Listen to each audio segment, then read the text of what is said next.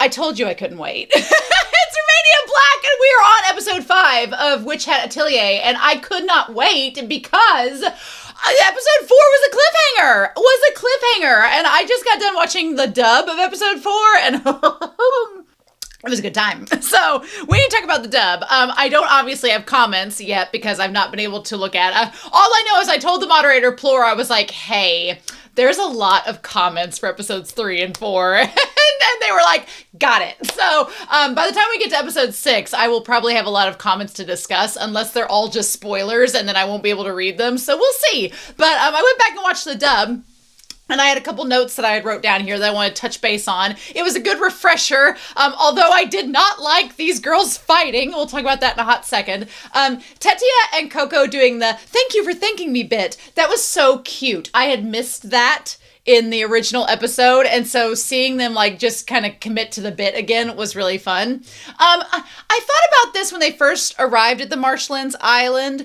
I thought, you would think, with all the witches around, how has no one blabbed the secret of how magic works? How has nobody broken the pact? How has no one done this? But then when you think about it, it's kind of genius because no one is going to blab the secret, because then the word will get out to the rest of the world. And it's kind of like it becomes this collective complacency and collective complicitness and it's kind of like a collective classist society that are totally fine with the rest of the world not knowing this secret, that they're really all the same. This group of people and I don't know, maybe some of these witches believe that they're born better than others. I could totally see that, because we see that in our own society, where some people that are born into more elite families believe that they're better than others, which is not true. Nobody is better than anyone.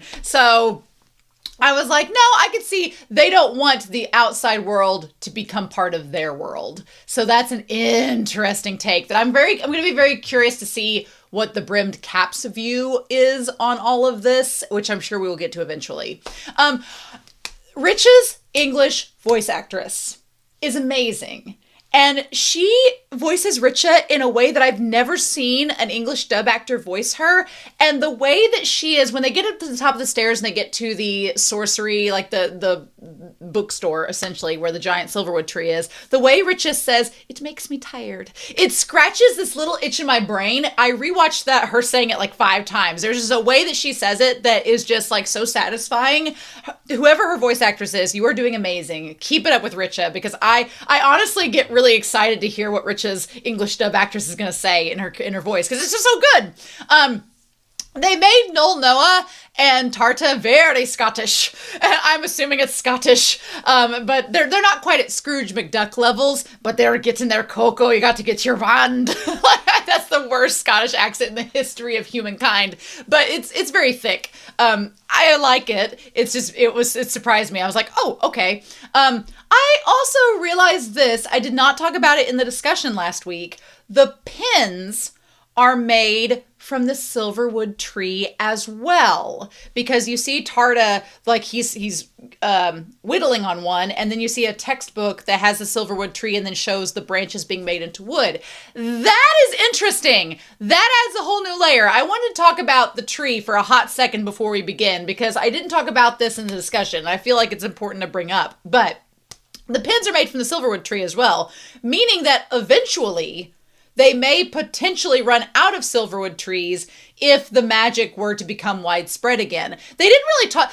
Qifrey didn't talk about that in the reasons why the witches convened and decided to erase memories and keep magic a secret amongst a select group of people. They didn't really talk about that, but it hit me that if it were to become widespread again, not only would potentially there be wars, potentially there be magic being used against people like there used to be, but also I could see a lot of very greedy people running out and just grabbing the branches of the silverwood tree and making them into wands and not thinking about the restoration or the maintenance on those trees that are needed to sustain them. Now, does that mean the current witches are more elevated or better than the other people? No, but I could see greedy people trying to, go beyond their means. Right now, there's only a select amount of witches, so it's not a problem, but it could be in the future. And then I also thought about this.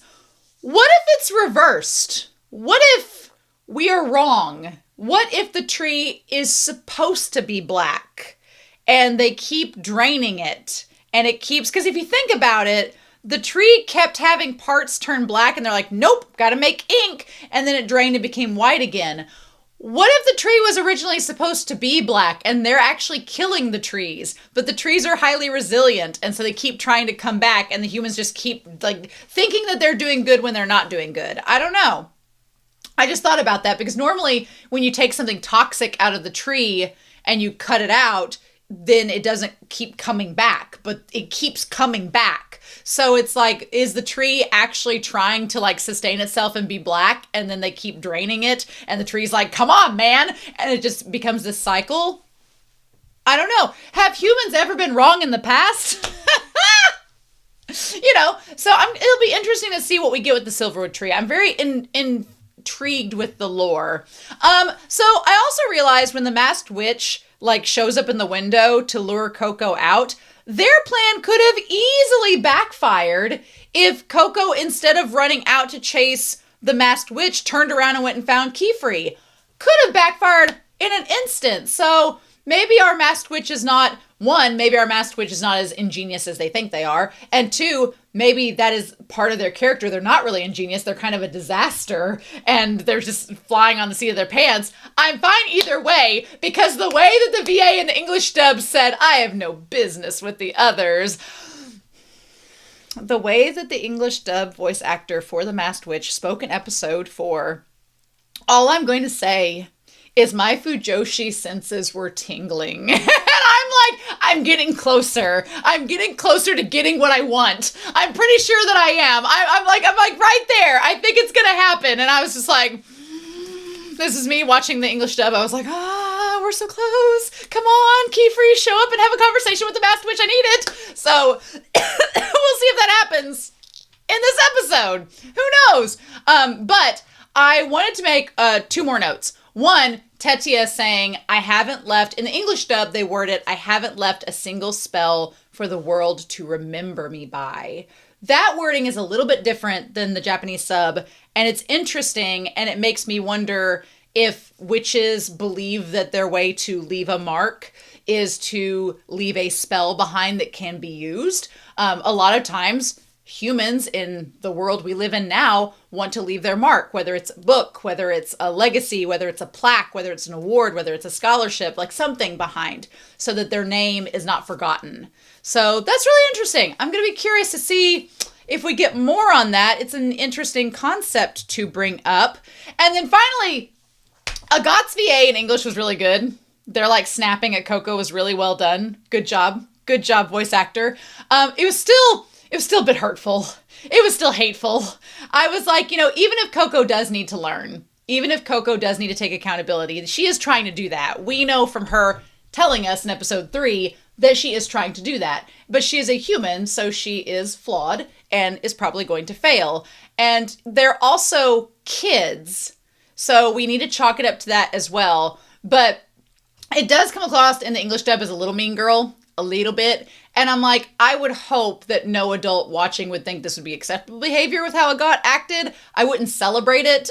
Even though Agat is a child and is justified in their feelings, Agat needs to be taught and disciplined that there are better ways to communicate that frustration. You can be frustrated at Coco, 100%. You can be mad at her that she's, that all this is happening. But even if you are a child, you need to have some discipline to know that there are better ways to communicate that. And I think that hopefully Qifrey will relay that and be like, hey, we need to go about this in a more productive way that is not hurtful to Coco and also does not make you look like a mean person. So maybe that'll happen this episode. I don't know. We'll just have to see. But this episode 4 was really good. Has me really excited. I'm sorry it's taking me 10 minutes, but I'm so hyped up and ready to go. So with that being said, we're not going to waste any more time. We are going to dive right in, no OP yet, y'all know that, to episode 5 of Witch Hat Atelier. And we're going to start that here in 3, 2, 1. And let's do it to it, Lars.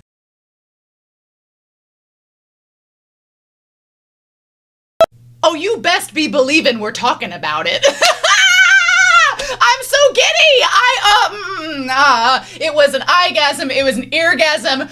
I have so many thoughts. I have so many things to say. And it's like, where do you even begin? Because this was such a good episode. So we're just going to start from the beginning of Dragon's Labyrinth, and we're going to work our way through until the end, because you would expect me to go immediately to the end with all the stuff with Qifrey and all the stuff with the masked witch and all of that, but no. We need to not get ahead of ourselves, not put the dragon before the cloud bed, and we're going to go through and just talk about this like rational, civil adults, and not fangirl too soon, because we have things to talk about before we get to that point. And otherwise, I will be feral and I won't shut up and stop talking about it. And we need to talk about lots of other things with this episode before we get to that point. But it's coming. In the words of Lust from Full Metal Alchemist, it's coming. And we're going to get to that. Anyway, we just need to dive into this episode and just go through it because it was so freaking good. This series is so freaking good. Here in 3, 2, 1. Okay, first, right off the bat, I am so glad. Let's just get it out of the way. I was worried from the intro because of how that moment with Agat and Coco was last episode. I was like, are we going to have a bunch of melodrama? Are we going to have these girls in this sea of ennui and angst just being just sad and despairing the entire episode? No, we are not. And thank God. I am so excited that this series treats its children not only realistically, but also in a way that is not just doom, gloom, and despair. They're not adults yet. They don't have to get in that mode yet. They're just children. These idealistic kids. Although Agat is pretty realistic. We'll talk about that. But they don't waste time with miscommunication. They don't waste time with melodrama. They just get down to business. We ain't got time to despair when there's a dragon that could kill us right out here. And I am all here for it, because I've watched a lot of anime on this channel, and sometimes when characters get down in the dumps, it's just like this big gloomy rain cloud hovers over them for like episodes, and you just want to get them to a place where they can get over it. Here, it not only gets to that place, but it happens in a way that is very fitting for children and for their like level of cognizance and everything and their maturity levels. We're going to go over all of that, but I'm so happy that the series did not waste time with that. Leave the ennui and angst for Kefrey and his ex. So let's just, we're not there yet. We're not there yet. We're right at the very beginning, but we did not have an OP or an ED. You know what? If the rest of this season, up until episode 12, I don't even care. I will go back and rewatch the OP from one of the earlier episodes. If the rest of the episodes just didn't have an OP and ED, I'm fine with that. I'm okay with that. If we gave us an episode like this, I'm fine with that. So good. Okay, so we cut back to the dragon. The dragon has reached the point of Tetia's cloak and has discovered that trick is no longer going to work. And then we're back to the dead end that we started with. And honestly, the girls don't have time to dilly-dally and have time to argue with one another. Coco is bringing up the rear because she is the least experienced out of all of them, and she's probably the most emotionally fragile right now. But they don't have time to sit there and sulk at each other because there's a dragon and they are trying to get out of the labyrinth, and it's just not working. This is some high level magic, and this episode has detailed to us that there is magic in this world that is very complex, very scary, and very hard to not only control, but also hard to conjure and think up. Like, it took those girls, granted, it took all 4 of them working together to get Tetia's like cloud system going, but this entire episode was a very good indication of just how much thought process has to go into real magic that is applicable in the ways that they use it in this episode. It's not just making a skirt fuller like they talked about in the crowds in the last episode. It's not just making a lantern. Like, they're doing some really complex magic in this episode, and it kind of gives you a little, again, we do the whole thing where you have like the iceberg, like here's the iceberg and here's the sea, right? And then the iceberg actually ends up being like way down here. Yeah, that's magic. That's magic in this world. Like the apprentices are way up here. They're way up here at the little tippy top. And here's like how crazy it can get. And that's exciting for us, the audience, because we're like, oh, we'll get to see that in action. And we do with Qifrey just for a moment. And I'm like, I have so many theories and thoughts about them, but we're not there yet. We are not there yet. So let's get back to it. So they're trying to figure out how in the world do we get out of the labyrinth. I love the construction.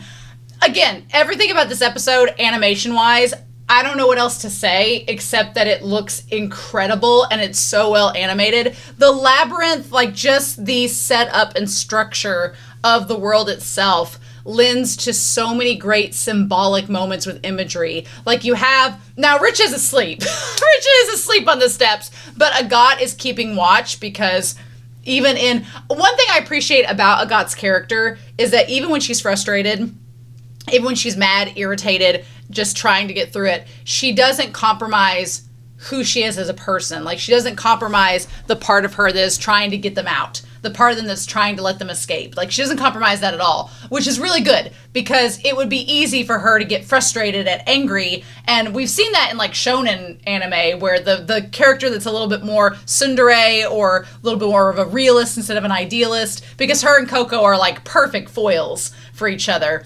Sometimes in shonen anime, you see a character like Agat get really like sourpuss and like gets frustrated and their frustration takes over their character. And I like that Agat did not let that happen. She still maintained her composure and her prowess and her intellect in those moments where it was critical, rather than letting her anger control her actions. That's really important because that's also really freaking mature for a kid. A lot of adults can't do that. So I think that speaks a lot to her emotional maturity. I love that about Agat.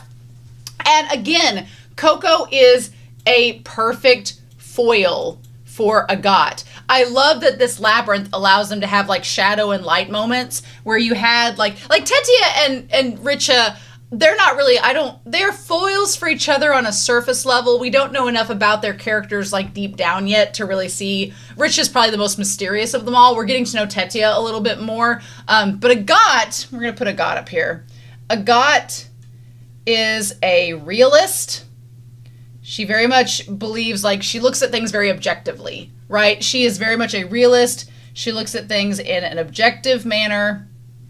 She also seems to have a very strict view of magic as well as its access, its accessibility. Who gets to use it? Who gets to have it? Who gets to be part of this world? She's very objective and by the book with that. And she's also has a talent from her hard work, right? You could see the dedication. She has like Oikawa from Haikyuu. She's got the dedication and the prowess that has allowed her to reach the levels that she has. Then you have Coco, who is the perfect foil for her in every way, because Coco is an idealist. Coco is not, she's not delusional by any means, and she is a little bit naive, but she thinks of the ways that things can be, and she thinks of ideas. Agat has the talent from her heart that stems from her hard work, right? That's where her penmanship, we should put that on there. Maybe not necessarily talent, but penmanship. And because Kefrey points out the two aspects that they need. They complete each other. They're like yin and yang. So she has the penmanship, the talent. Coco is the idealist. Coco is a bit subjective. She does not view things entirely in terms of black and white, which after this episode makes me think that is another reason why the Masked Witch is very excited about Coco, because he sees how subjective she is and how she views the world. And to them, or to him, unless they're non-binary, but to them, he's like, or they are like, oh, she might want to join us and be an asset to us. And that's what we need. So we're going to see where that ends up going. Coco has kind of an open-minded view about magic because she is an outsider. She's someone who would not have had access to this world had it not been for the circumstances around her. So she's a perfect foil to Agat in that regard. And then her talent is kind of part of her nature. It's kind of, I'm not saying that Coco's a prodigy. She's not. But she has a knack for her ideas and strategy. honestly, these two together are the perfect pair. They really are. And I was really sad last episode because it seemed like they were tearing at each other when I'm like, no, you should be working together, because Agathe has the penmanship and the drive and the objective ways of thinking about things, and she can be kind of realistic, whereas Coco might get more aloof, but Coco has the ideas and the strategy, and you put them together and we get what we end up in this episode, and it works really, really well. But I love in this moment with Tessia that you see Tessia in the shadows where she's so worried, and Coco visually is portrayed as being in the light. Like, Coco is this beam of innocence. She's this beam of positivity, of innocence. And she's flawed. She makes mistakes. And she gets self-conscious. And she gets kind of self-loathing. But she always tries to move past it if she can, to be an optimistic person and to try to help out those around her. And how can you not like Coco? How can you not like her? She's so sweet. I feel like if she were less attentive and more just kind of absent-minded, I could see somebody getting annoyed with her. But she's trying. Our girl is trying her hardest. Like, I really, really sympathize with Coco a lot in what she's trying to do. And she doesn't, and her being a kid, she doesn't know exactly what to say in the social situation. She's like, hey, you dropped your hat. I don't know what else to say to you.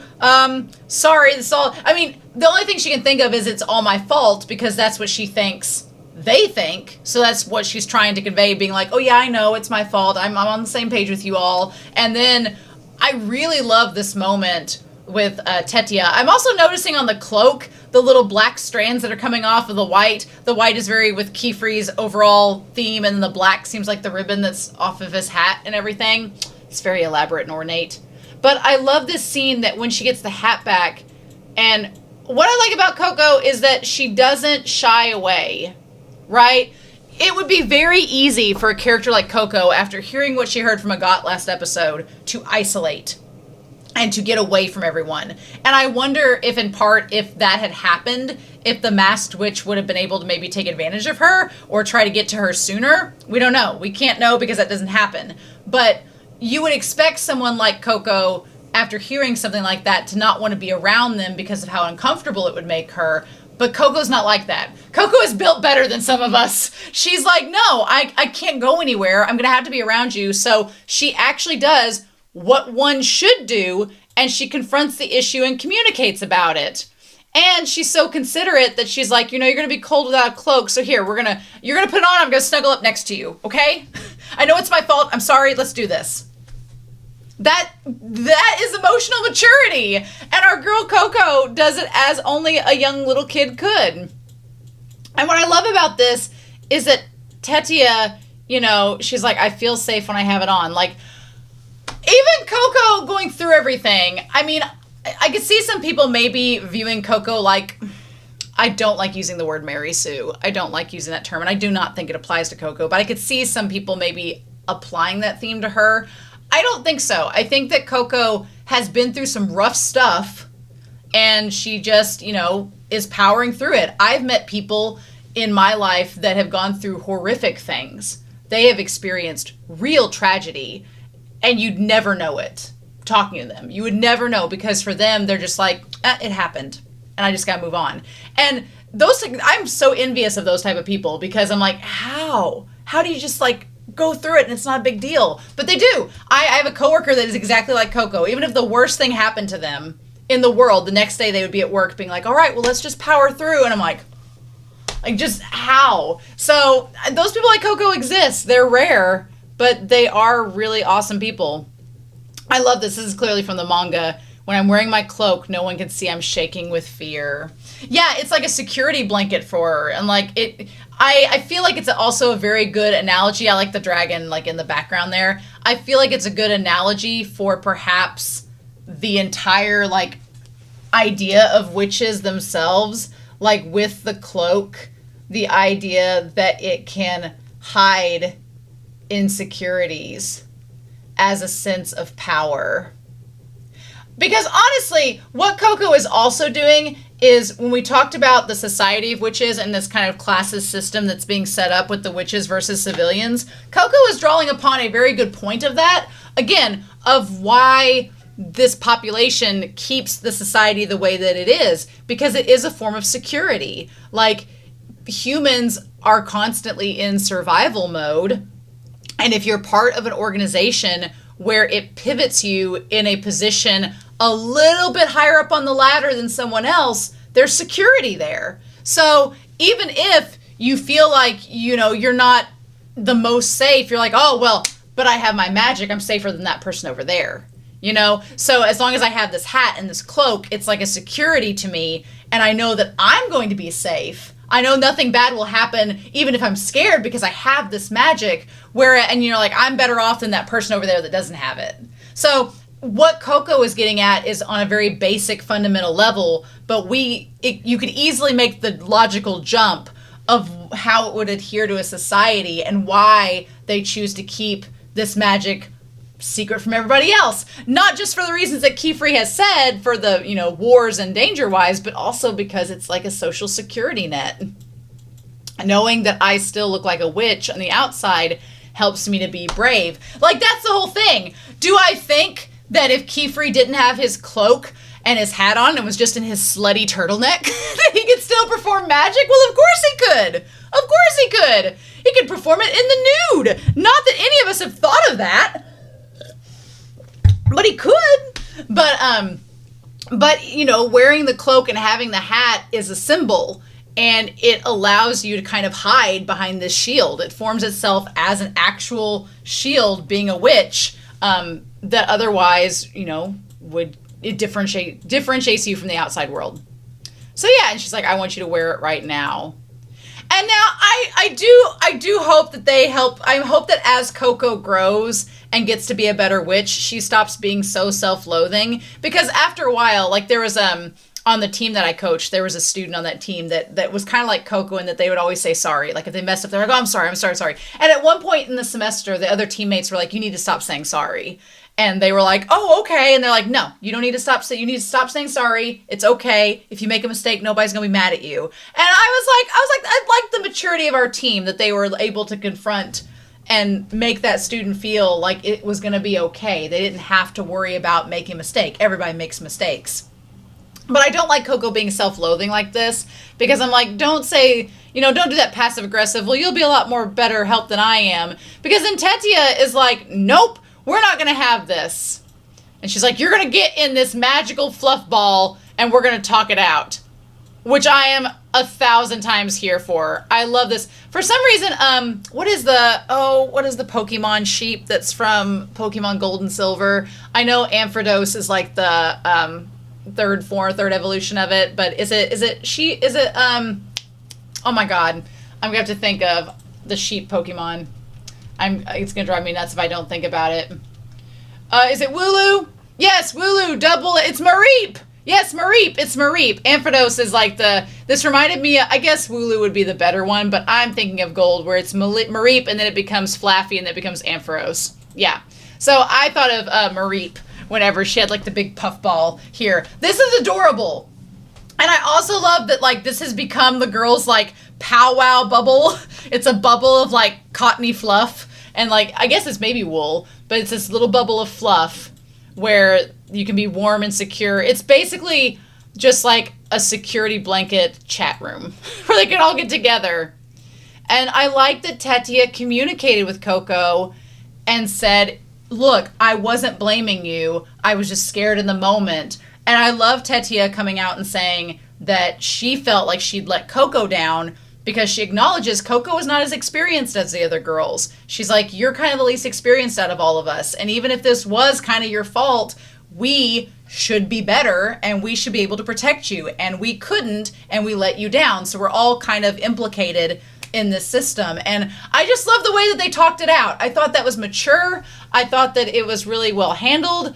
It takes a lot of maturity for someone to say, I took my fear out on you and I shouldn't have done that. Like, it takes a lot for somebody to admit that. Anyway, so let's get back into this.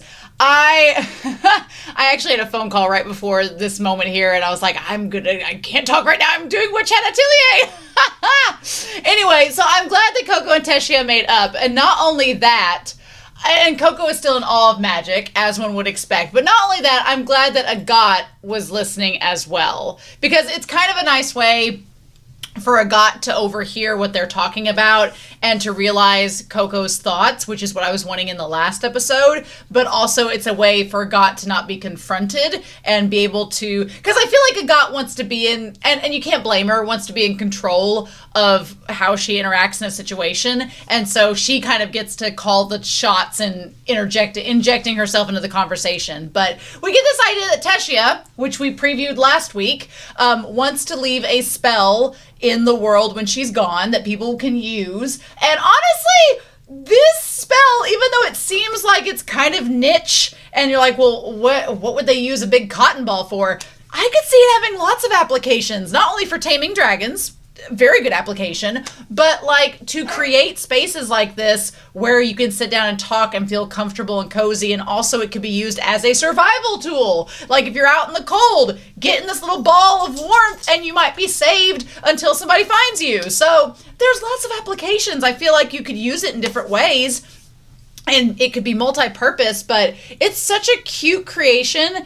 And the manga with her and all her curls, like on this little cloud with little bows, absolutely adorable. I love it. I was dreaming about napping on a cloud. And it also fits Tetia, when they were in the wand shop in the last episode, she was saying that her wand is really light. So it's like, it fits the motif. I love the continuity. I love the writing, the character work. Tetia is filling all the boxes for me, and I'm really liking it a lot. But yeah, so we find out that you have to submit spells for approval. That is, we're going to get up here to the lore about the witches, which seems rather relevant. We get a little bit of that in this episode. We find out that you have to submit spells for approval. I have thoughts about that. As a general use spell for everyone to try. So we have an idea of a general use spell. That leads to me to believe that it might be kind of like a movie rating system where, you know, they're rated G for general audiences. So this cotton spell is G for general use. There might be some spells that are maybe more PG or PG-13 or rated R spells that only advanced witches get to use, such as Qifrey against the dragon. I have thoughts about that. And my big thought is about, like, again, talking about the witch society and who's in charge of said society, who gets to decide how magic is used. I could easily see why the brimmed-capped witches don't like the system. And I would be kind of tempted to not like it either, because it seems like the masked witch wants to promote this idea that magic is for anyone and magic can be used in any way, shape, or form you want it to, and it needs to be free and liberated for everyone to take part in. The brimmed caps don't seem to like the idea of societal structure. And we're going to talk about Kefrey and his whole business in this, but we're not there yet. But as somebody that's in higher academia, I've seen a form of this, and that has been in peer-reviewed journals. I had, luckily, my position does not require me to have to publish every year. I would not have this channel if that were the case, because publishing is a lot harder than you think it is, especially in higher ed. And I have professors who are friends of mine that are, you know, in higher ed. They're like at universities teaching, and there's that research side of it. And they have to keep their job, stay published. They have to publish at least once a year. Some of my friends that teach at this specific university have to publish once a year to keep their job. And that involves a lot of research. It involves a lot of writing, a lot of time and energy. And their biggest lament is about the peer-reviewed system, meaning that you write this article, you've spent months working on it, you send it off, it is blind reviewed by two people, and if both of them say, yeah, this is worthy of being published, you get published in whatever journal you've submitted it to. But if one person says no, if you only get 50%, that's failing, and it gets rejected and sent back, and it's like, okay, try somewhere else. And there is a subjectivity to that is so fickle and so fine, because you may have this perfect essay in your mind that one reviewer is like, this is amazing, it's a perfect fit, it should be perfectly good to use. and the other person's like, nah. And that's it. And that's really it. So I'm not a big fan of the idea that these spells have to go through a regulatory committee to approve them, because then it's kind of at the whim of the witches in charge to say whether or not your spell that you've worked very hard on to leave your mark in the world is of value and should be used. And you cannot tell me that there is not nepotism or corruption or some layer of biases that plays a role in what spells get approved and what spells get not approved. You can't tell me that there's not. I bet that there is. And it would be interesting if Tetia worked really hard on this spell to perfect it, submitted it, and then they were like, no, this could be dangerous. We think it could be dangerous. And Tetia's like, well, how could it be dangerous? And they're like, well, it could be used this way, so no. That would be interesting. That would be interesting to see if that went down and what it would do. I'm very curious. I don't know, though. I don't know. But it's raising some interesting questions about this witch society and how things, get approved and not approved. She's like, it's my dream and it means a lot to me. And then she says, you should wear your own cloak. Let's not take off our novice cloaks until we're back home safe. And we all become real witches together. I just love Tetia. She is so precious. She is this, I love how real she is. She's this ball of optimism, but she also has her flaws, kind of like Coco. Them bonding together makes a lot of sense. I feel like Richa is the one who's kind of off on her own, because I wouldn't describe her as being like tied with a got, because a got is a lone wolf. But Richa is kind of a lone wolf as well. She's just kind of off doing her own thing and doesn't seem bothered, but at the same time, I want to know more about Richa. I'm sure we'll get there. So he's like, this needs to be made of a substance with more mass. And they're like, it's too cold. I like that Richa's like, it's too cold outside, I'm coming in. It is like a little cotton bouncy house. It's really cute. And so Agat's like, here's how you could alter it. And Tetia's like, hey, no, that doesn't work. I've already thought about things like that. And that's when Agat kind of says, I'm a realist. It's fine to talk about dreams, but what about reality? How are we going to get out of here? This whole area seems to be under a spell. I like that they deduce that the masked witch has put, and we assume the masked witch made this spell up. Could have been another witch and they're just using it, but we're going to assume they made the spell. That it literally is a sphere of space that has been constructed within this. Look, if people in Minecraft can create functional computers and working calculators, I have no doubt that the witches can create something of this nature. I have no doubt. If games like Minecraft have shown us anything, it's that the human mind, when given a task and a puzzle, can do things that cannot even be fathomed by anyone else. Like, I don't doubt it, but that's so crazy. This is literally like the equivalent of the guy that created like a working computer in Minecraft. I'm like, it's crazy. I actually know the guy, Ryan Bolds. I actually know him. He's like from my area, and I've grown up knowing that kid since he was like 5, but he created a working calculator in Minecraft. It's kind of insane. He's like a engineering major. It's wild. But anyway, this whole area is under a spell. And we keep ending up at the same place. So yeah, and we do get the good lore here that any spell, any kind of magic, there has to be a casting seal. Has to be a casting seal at all times. Magic does not work without said casting seal. I have many thoughts about the casting seal. We're going to get to it later on. But they're like, we just need to find it. And I like that. I'm glad Coco finally got to say what she was trying to say last episode, because it was bugging me so much. I'm like, she's just trying to help and tell you where to find the seal, and she finally gets to say it, and everybody's like, oh, that's what you were trying to do. So it's like, yes, she was trying to let you know about the casting seal. Yep, that is advanced. That is crazy. It kind of, what's weird? The seal itself looks like the masked witch. Like there's a little hat, there's a little black hat, and the little arch there with the spikes on it looks like their coat with the feathers, and then the bottom part looks like fringe. So it almost looks like them, like they've made themselves, like this is their barrier, their portal, their area that they've created magic within. Interesting. Okay, that is, I just love how advanced it is. I don't even know what some of those symbols are. And neither do the kids. They don't understand what's going on. But they do realize that the space is either getting smaller or the dragon is getting bigger. I think the space is getting smaller. Everything's slowly closing in. It's like the trash compactor in Star Wars. It's slowly closing in. And they're like, we need to figure out what we're going to do. And I love that Coco challenges Agat. Because Agat's like, well, I'm just going to get my fire magic out and do it before. I love Agat. Don't get me wrong. I love her character. I love how complex she is. I love her personality. I feel like part of Agat's character is that she's used to being, in her mind, the smartest in the room, or a smart person in the room that's the most outspoken. I don't think that Agat is necessarily smarter than Tetia or Richa per se, but I think Agat is more outspoken than Tetia and Richa.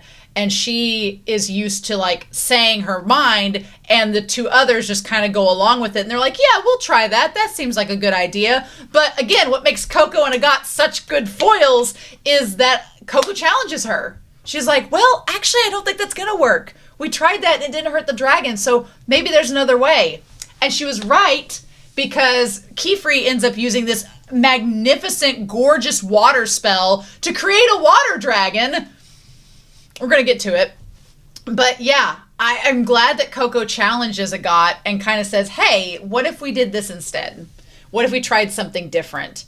And I also like the idea that Coco talks about, I don't think fire is the way to beat it. And she's trying to think about what to do. And he's like, you and Tetia just gave me an idea. I have a plan. I don't know if it will work, but we're going to make a big old cloud. Yep. They're like, you mean, I love, let's get back to there. I love Agat's face of being like, really? I love it. And Rich is just here for the ride. But yeah, the plan is we're going to make Tetia's dream come true and give a giant cloud to the dragon. This part is interesting because Coco does something that Qifrey does not. I don't think Qifrey even thinks about it this way. Now, Qifrey did not kill the dragon. Qifrey knocked the dragon unconscious with the water spell, so that's kind of like a similar effect. But one thing that makes Coco is like a different character than what we've seen is her kindness towards enemies. That's gonna come into play. That's gonna be a big old thing. That's gonna be a big old thing. Don't think it won't be. But, you know, Agat is thinking we need to destroy this dragon or we need to destroy the barrier and get out. But Coco is like, well, we don't want to hurt the dragon. The dragon's a living creature. We just need to try to like get them distracted so that we can get out. Coco trying to find a way to leave the labyrinth without harming anything. It's so good because Coco has experience using magic that has harmed others, and she knows what that feels like. That's the thing. It's kind of like that argument where I've talked about it in other channels, but my grandfather was in World War II. He was in the Navy, and he was stationed outside of Iwo Jima in Japan, actually. And when he came home from the war, he, one, became a preacher. He like completely devoted his life to his religion and becoming a postman and living this very modest, humble life. And the other thing was he never touched a gun again. Because presumably, my dad doesn't know. He didn't talk about it. He never wanted to talk about it. But my dad was like, I don't know if my father shot someone. I don't know. He probably had to. He probably was told to. He probably did. He probably took someone's life, and then he spent the rest of his life repenting. So it's one of those scenarios where unless you've actually harmed someone, you don't necessarily know what that feels like. And in Coco's case, she has cast a forbidden spell that has harmed her mother, and she knows what that feels like. She knows what that damage feels like. And so instead of trying to use that type of magic again or something adjacent, she is literally taking the lessons that Qifrey has taught her about using a kinder and gentler magic and how wonderful that is, and applying it to a scenario that actually can help them escape a dangerous situation. And that is such good writing. I'm obsessed with it. I love it. I love that her plan was to keep the dragon okay. It made us feel warm and safe in this cold and bitter place. let's make a cloud bed for the dragon. And Agat's like, I don't think that's gonna work. And then Richa's like, well, actually, she's like, that sounds like a great idea. And I love the brush buddy is in her visions. And then Qifrey has his little like green little hat. That's so cute. Love it. Love it. Richa's like, nope, you're outnumbered, Agat. We're 3-1. This is gonna happen.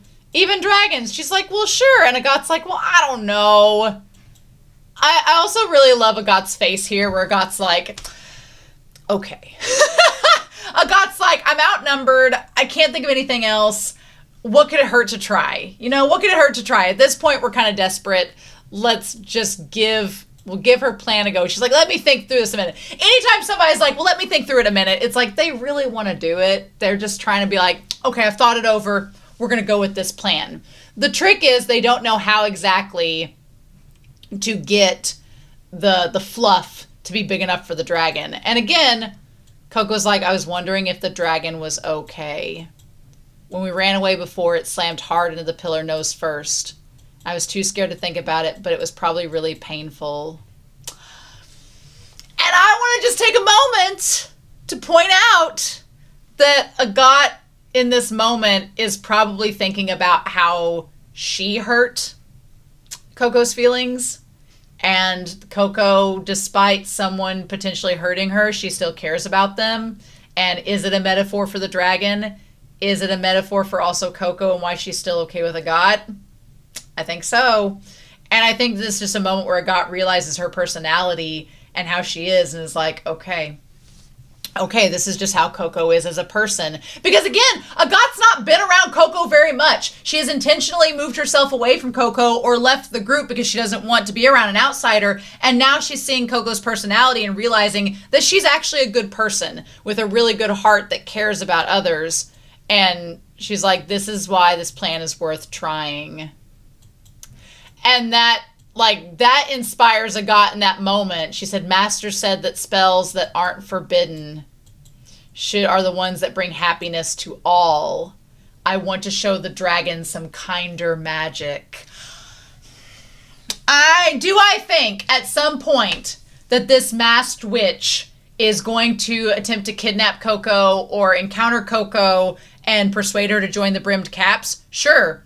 Is there a chance that Coco would join the Brimmed Caps to try to rehabilitate them all? Maybe, but I also feel like Kefrey would try to step in, and maybe Kefrey would use a spell that's not so kind and gentle against the masked witch, and I think then Coco would be like, now, Kefrey, we can't kill the masked witch because they deserve the kinder magic you taught me about, and then it's going to be like a moment where Kefrey's like, it's not what I meant when I told you that, Coco. I'm not ready to talk about Qifrey and the Masked Witch just yet. We're not there. We're not even halfway through the episode. We're not ready for that yet.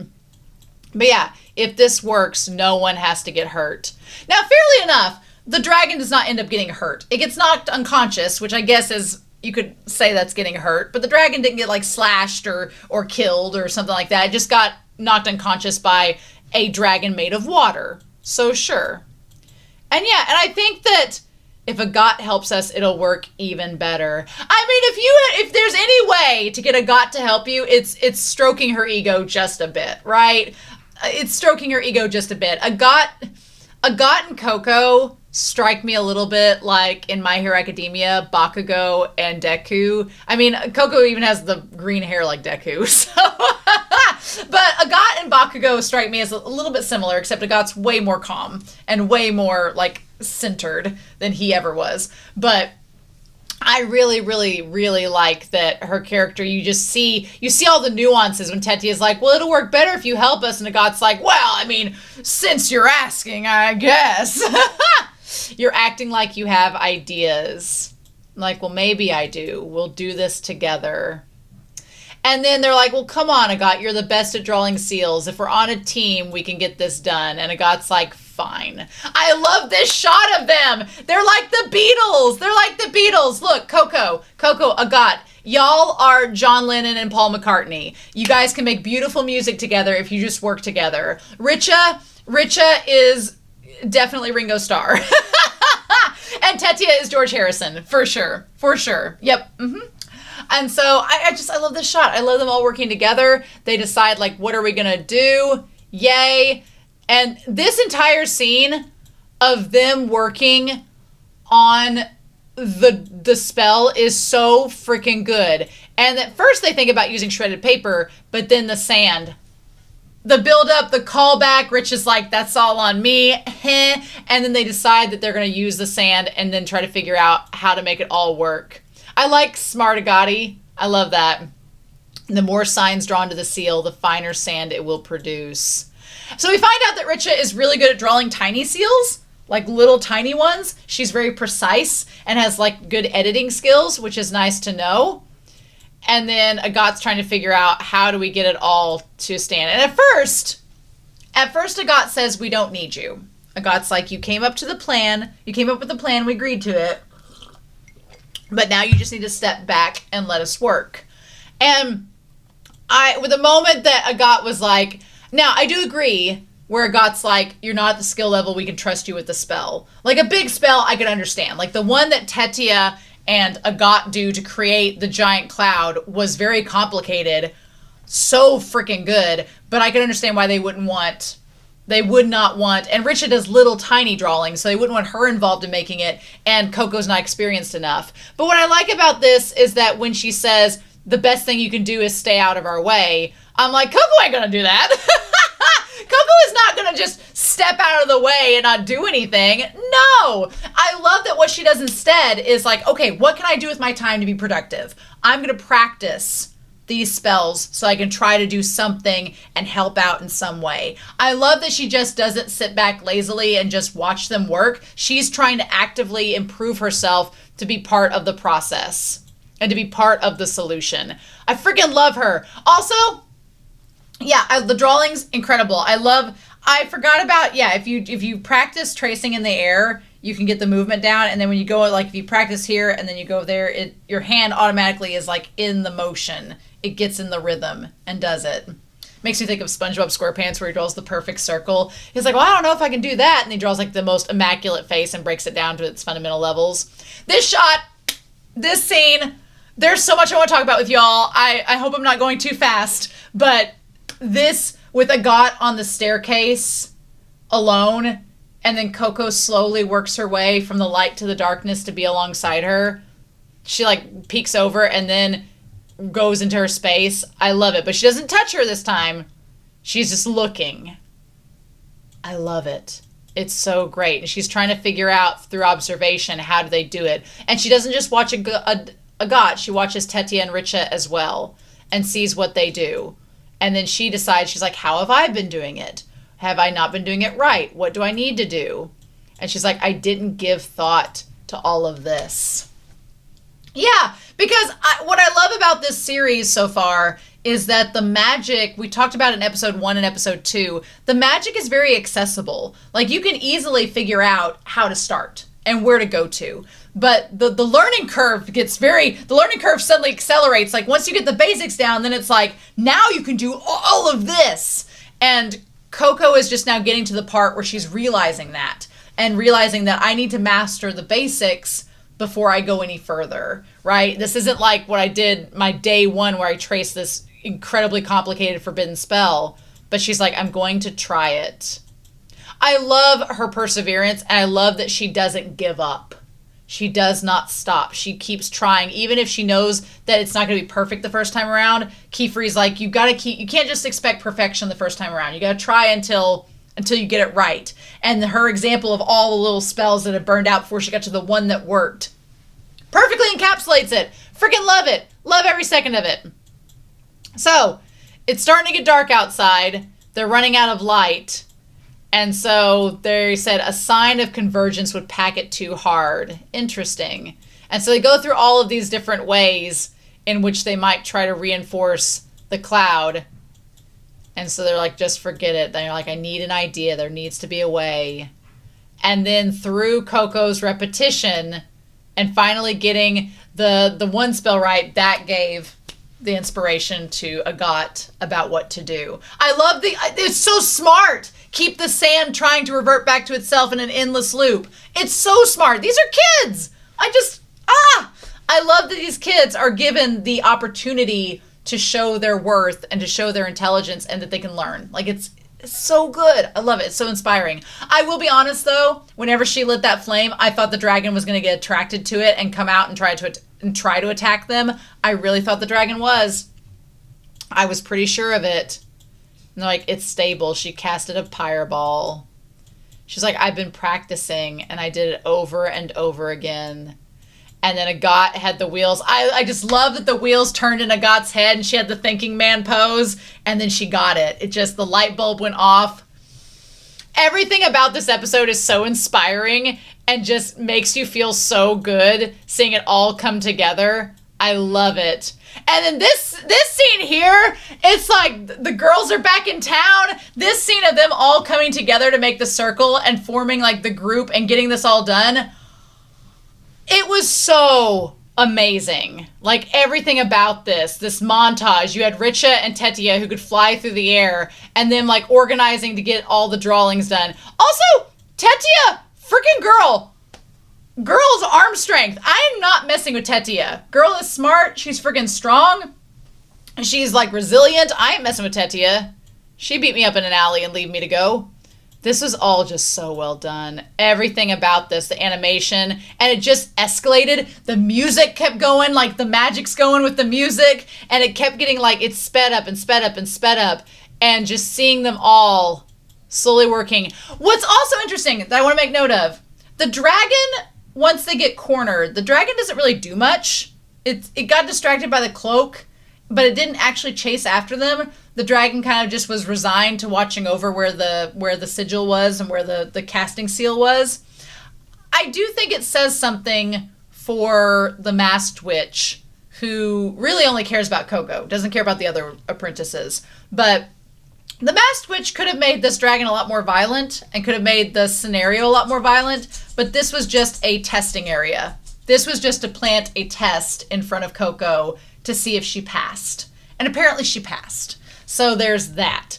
But I think that does speak a little bit to the masked witch. I feel like the masked witch, in my mind, is maybe a bit more morally gray than some of the other brimmed caps, but we're going to talk about morally gray here in the rest of this episode. I'm not ready for it because I'm not ready to freak out. But yeah, everything with all the drawing and all of the ink on them and everything, and then them flagging them down with the caps was so cute. And then yeah, make the sign to close the rings. I just love all the little details about it. It's so good. These girls are really smart and very efficient. Like, I would trust them to go on missions. And this part here, I love the way that they're drawn in such concentration as they finish the circles. And then yeah, this one shot here felt like Full Metal Alchemist.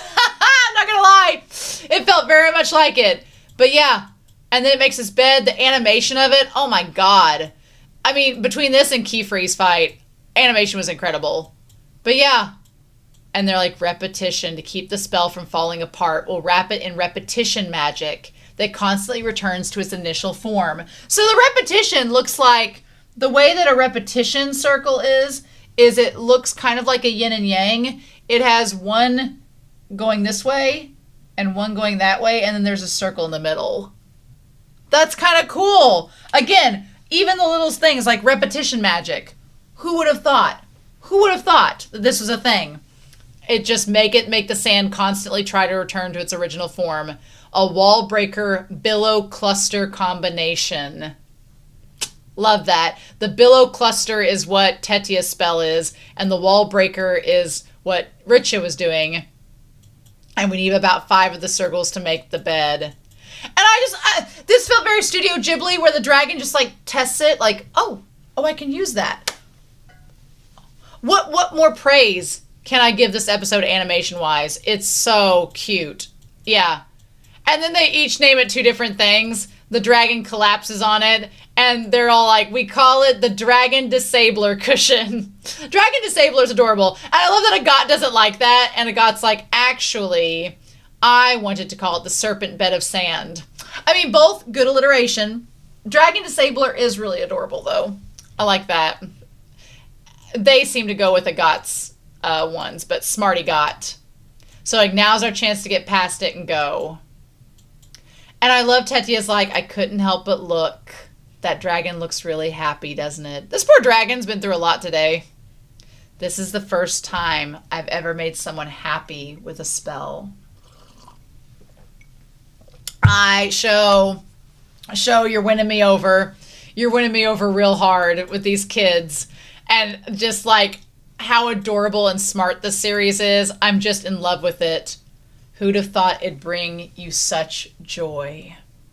And that's like, I know we don't have like real magic in our world, but the idea of when you do good for someone and you help someone feel happy, how much joy that brings you, and it creates this like cycle of joy and happiness. It's just, I'm all about it. This show, I'm all about it. Be a shame if something were to happen to make this not so joyful for poor dragon. But yeah, look at this spell. There's like 2 triangles. It really does look like the witch. It looks like the masked witch holding some like 2 triangles in their hands is what that spell looks like. How crazy. I wonder if they created this labyrinth spell. Interesting.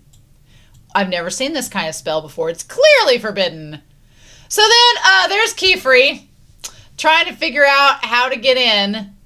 And I like that Tarta helps them figure out, being like, look, this stone's been moved.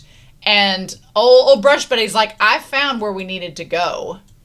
It's over here. The smell of conjuring ink. And then when he pulls it up, it's like, it's a teleportation spell. A teleportation or to go into like a pocket dimension. So let's talk about, as he moves back, he grabs Tarta. Kefrey is very good at dodging. Kefrey is great at dodging magic and getting away when he needs to. And he says, get back. And then we have this eyeball. This eye that goes into another dimension. Which, if you think, say which would you think about it? The eye that creates a dimension is like the eye on the witch's mask. Cool. Nice. Like that. Speaking of eyes indeed, can we talk about Kefreys? Can we talk about Kefreys? Can we please?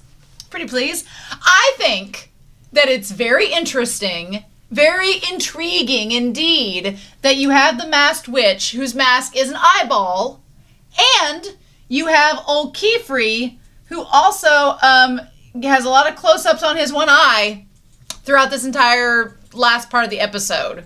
Just take a note, just making random observations. Here's like, this is the most crack theory of all. We don't see Kefrey's other eye, but the glass of it is blackened, right? Or you can't see it. So I wonder if the masked witch does the eye mask in reference to Qifrey to antagonize him or to draw reference for some reason if they're connected through something that happened. I have 2 theories. Either one, Qifrey was blind, but maybe the masked witch, because they know each other. He knows Qifrey's name. They know each other. They have history. Maybe the masked witch used magic to heal one of Qifrey's eyes. Maybe. Or the opposite, maybe Qifrey became blinded in one eye because of the masked witch.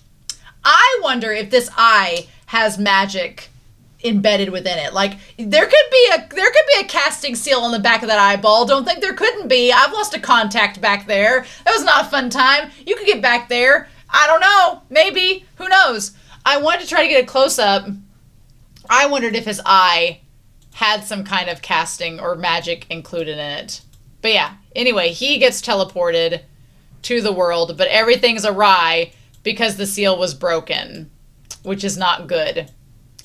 And so, like, is there a way out? And then the dragon hits the tower, and of course, everybody's okay, except for Gnagot, who, of course, gets, like, Gwen Stacy'd over here, and I'm like, no!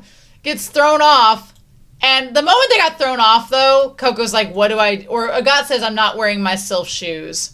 And of course, the last thing, again, we see the eyeball, the eye, and Agat seeing Coco through the eye.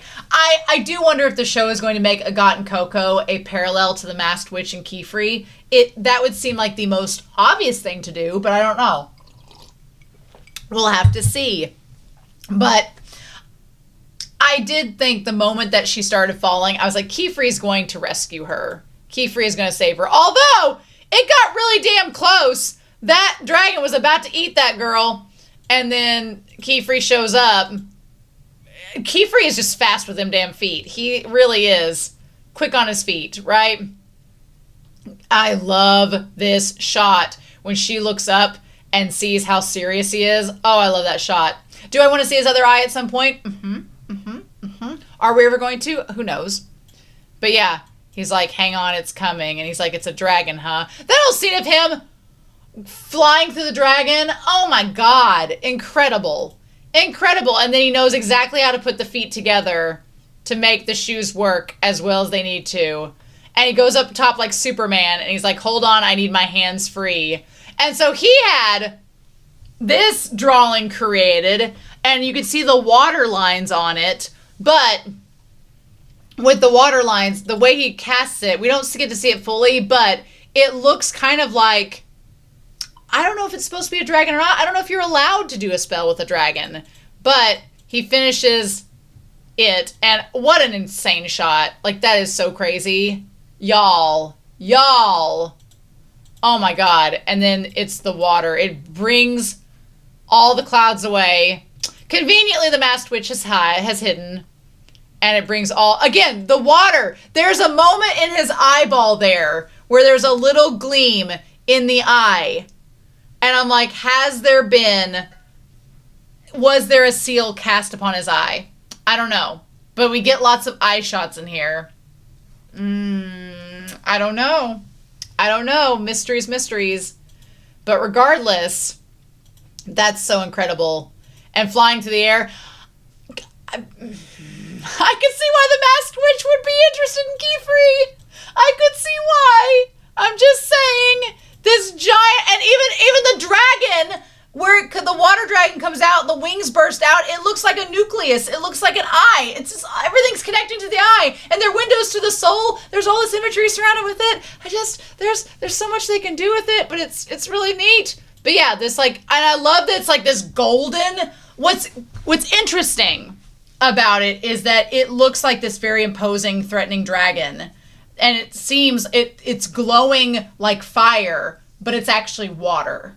So it seems dangerous, but it's actually not. And I don't know if that is supposed to be in its entirety a reference to Qifrey himself. He can look dangerous and he can do things that seem imposing and threatening, like the end of this episode, but he's not actually dangerous.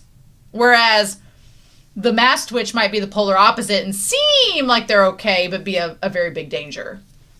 I mean, they did give a kid a nuke by giving Coco the wand in the book, so that's gonna be interesting to break down. But yeah, and the flower coming from it, again, it's like even Qifrey's magic at the end of it, it's like, yes, I created this giant water dragon that knocked this other dragon unconscious, but look at the flower, it's not that bad. I meant well with this spell, is what Qifrey is trying to say.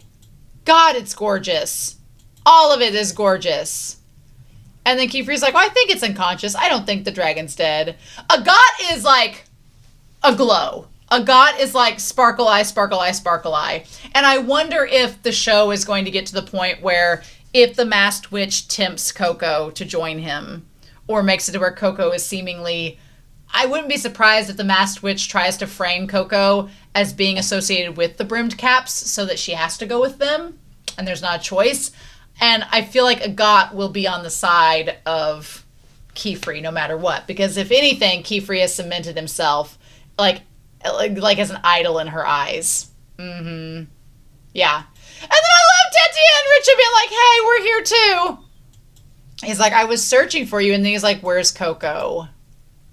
My question is, where were they indeed? Were they in this water? I feel like maybe they're like, where's Coco? The water or another dimension? We don't know. Where did the Masked Witch take her? I love the ripples. Maybe he went underwater for a hot second with her. Or maybe he froze the water. Because, yeah, I don't like the fact that he's holding her. I don't like that. That gives me bad vibes. He says, hello, Coco. I've waited so long for the seed I planted to sprout. I have thoughts about Masked Witch and Qifrey. I have thoughts about them. My thoughts are, you know how Coco doesn't have a dad? She might have two dads. She might have two dads that were once together and are now exes.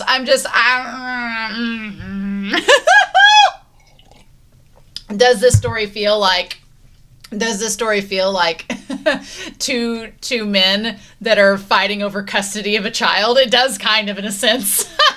Look, I'm not insinuating anything, but I'm just saying my Fujoshi senses have been tingling all episode, and I don't like the Masked Witch holding her. I'm like, get away from her, because he does feel threatening. I've waited so long for the seeds I planted to sprout. And then we see this, like, I just love how it fades to this 2D. How did you like the assignment I gave you? Did it help you to grow? Yeah, I feel like he wants her to get better at magic so that he can enlist her sooner rather than later. But he's like, I'll give you a gift. His whole design is so intense. I'm so into it. So he says he's going to give her a gift. And it's the hat there, not a brimmed cap. I'll teach you things that Qifrey can't. This whole sequence is crazy, and I don't know how he made this happen. He seems pretty skilled, but he also knows Qifrey. He knows him. They have history. I don't know if Qifrey knows who this Masked Witch is, but the Masked Witch knows who Qifrey is, has history with them. They give me X vibes. They give me X's, and they're fighting over custody of their daughter. And the mom is no longer wanting to be involved in this lavender marriage. So she's pieced out. So that's the vibes that it's giving me. And I'm really freaking wanting the two of these men to meet. I'll teach you things that Qifrey can't.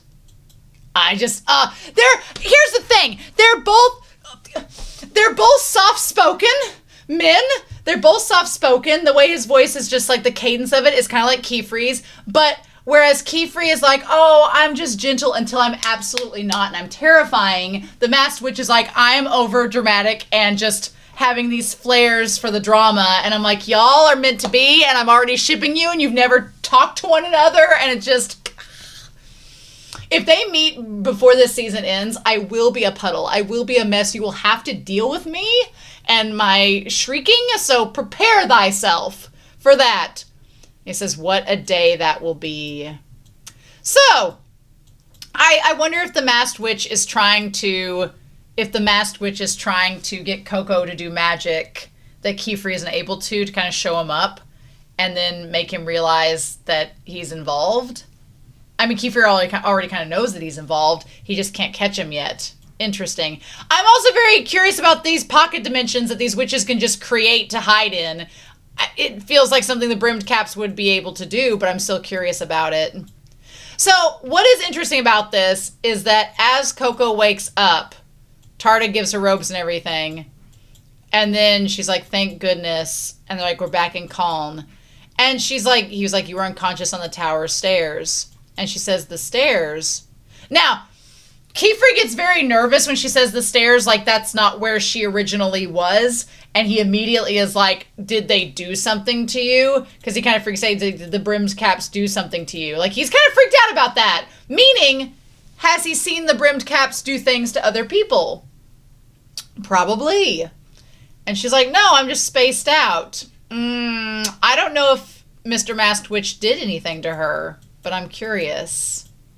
And that's when she notices everybody with all the ink on them. And she realizes that she's like, I'm not fine. I feel sad. I love the way they do the expressions on her face. She's like, she kind of like just lets everything out. She's already had the talk with Tetia, but after all that they've experienced, everything's like welled up in her. The adrenaline is gone now, and she just like lets out all of her emotion. And I was curious how Qifrey was going to handle this.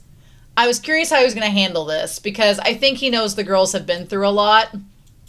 And she's like, it's my fault. And of course, Agat has her head down there. We don't see her expression immediately, but I feel like Agat maybe feels a little bit sorry for having yelled at her, especially given that they all worked as a team to get out of it together. So maybe Agat feels a little bit bad for what she did.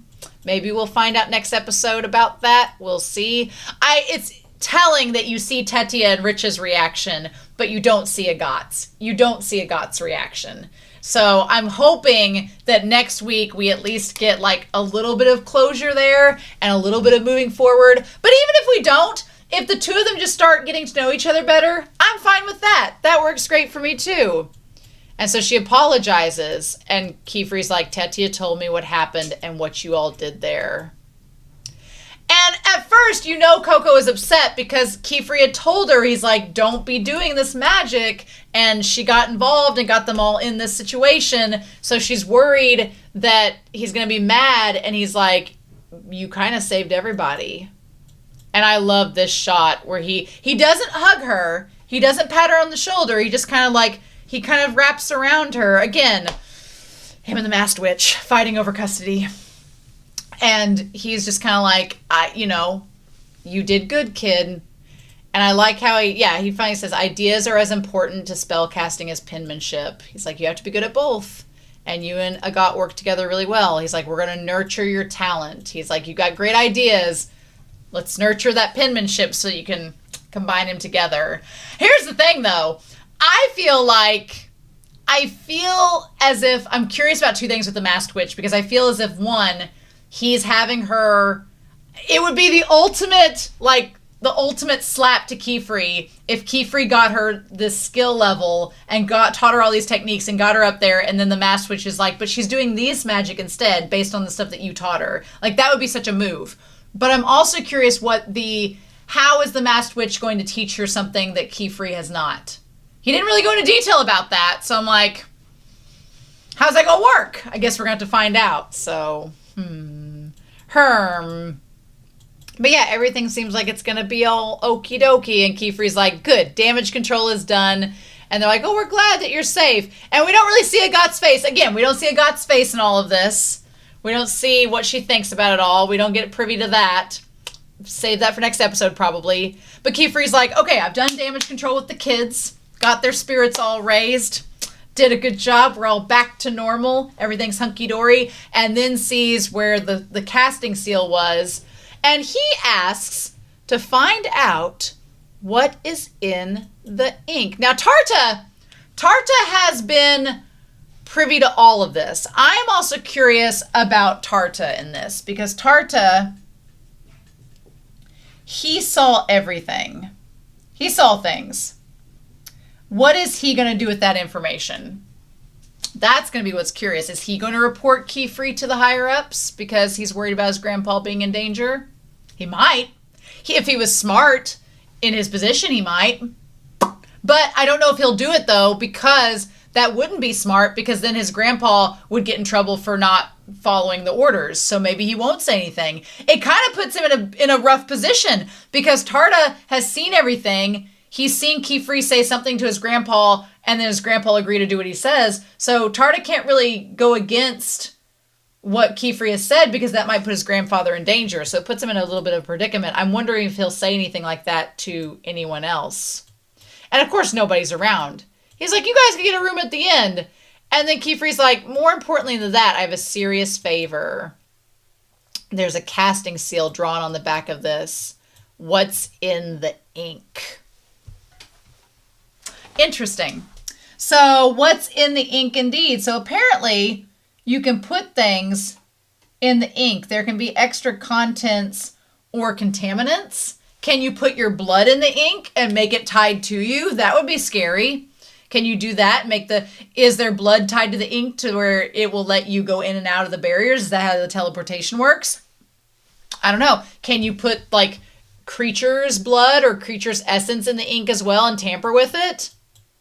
And he says, what's in the ink? He says, and don't tell the Knights Moralis about this. Well, the Knights Moralis, if I were to take a logical guess, sound like the Witch's Guard. I wonder if Elira is part of the Knights Moralis. She probably is. Maybe. But he's like, don't tell the Knights Morales about this. And I rewatched this scene before getting on here to discuss with you all because it's so good. There's like music swelling and it's all around the little casting seal. And it's like the music is going. And the moment that he's like, oh, well, we have an obligation to report forbidden magic sightings. The moment it cuts to Qifrey, the music stops. The music stops. It just cuts, like instantly cuts off. And I'm like, oh, okay. It cuts off and Qifrey looks absolutely terrifying. This raises all of the questions. All of the questions you might ask. So for example, Qifrey being this little Boy Scout, prim and proper, pure white, bitch. He is morally gray. I'm like, are you and this masked witch gonna end up in cahoots against the witches? Could be. I'm all for it at this point. You need to talk some sense to the masked witch, and the masked witch is probably like, well, you ain't no saint. So, it opens so many doors.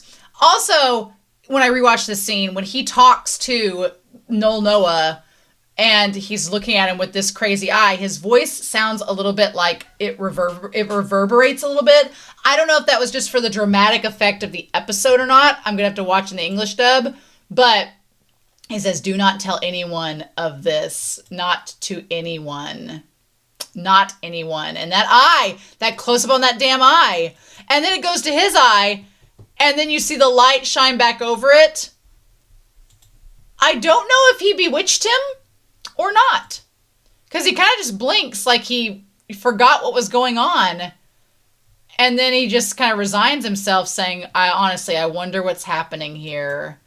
And Tarda's like, what the hell just happened? So maybe Qifrey just cast a spell upon Nol Noah. Maybe he didn't and just intimidated him and the old man just went along with it. But either way, Qifrey is a bit mysterious. Qifrey does not want people. And this is kind of the part that makes me go, is the fact that Qifrey has been so by the book and being like, these are the rules. These are the rules we have to follow. But Qifrey is not following the rules himself.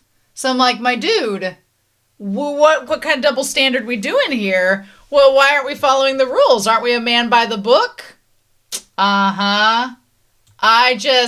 He doesn't want to stay in the Great Hall. He doesn't want people to know about forbidden magic. He's trying to track down the masked witch.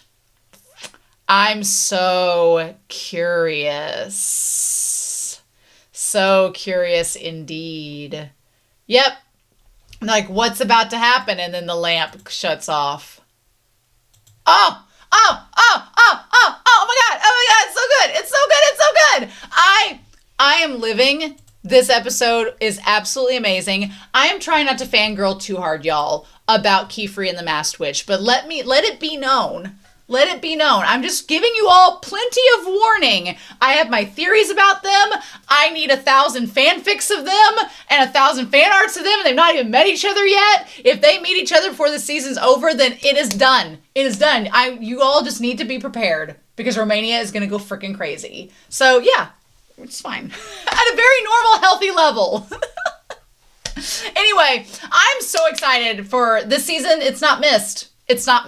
So I'm ready for whatever is going to come next week, and I hope you all are as well. So anyway, next week is the halfway point of the season, which is nuts and wild, and I'm not ready for it. But in the meantime, I hope you all have a wonderful week. Please stay safe, take care, and please join me every Sunday for the rest of the month and for next month as we dive into more of Witch Hat Atelier. And I will see you then. Bye.